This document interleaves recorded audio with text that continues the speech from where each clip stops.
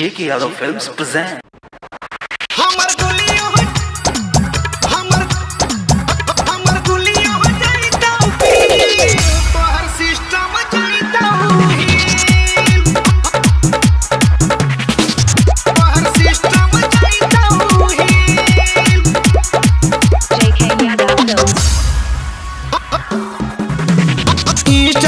अपन रील गे पागल करई छी देखा के अपन बिल गे संभल के रह इंस्टा पे वायरल करई छी अपन रील गे पागल करई छी देखा के अपन बिल गे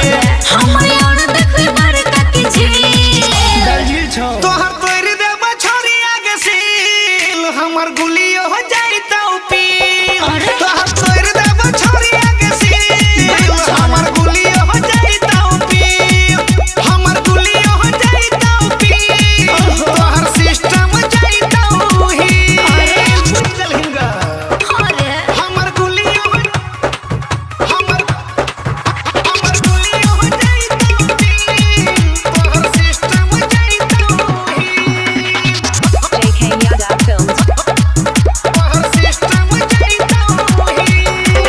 हमरा जवानी पर सब कोई फिदा रे नीचा से लौकाई चुकीले सीधा गे हो गे अरे हमरा जवानी पर सब कोई फिदा रे नीचा से लौकाई चुकीले सीधा गे हमर देखि के जो मन किया पागल होय छ मन हमर देखि के जो मन किया पागल होय छ मन हमरा संगे तू कर लेना दे आइ के मिलना तोहर तोरी देब छोरी आगे सी हमर गुलियो हो जाई त पी तोहर तोरी देब छोरी आगे सी हमर गुलियो हो जाई त पी हमर गुलियो हो जाई त पी तोहर सिस्टम जाई त ही बात निर्लज्जा बुझ गल हिंगा हमर गुलियो हमर गुलियो हो जाई त पी तोहर सिस्टम जाई त ही JK Yadav Films तोहर सिस्टम जाई त ही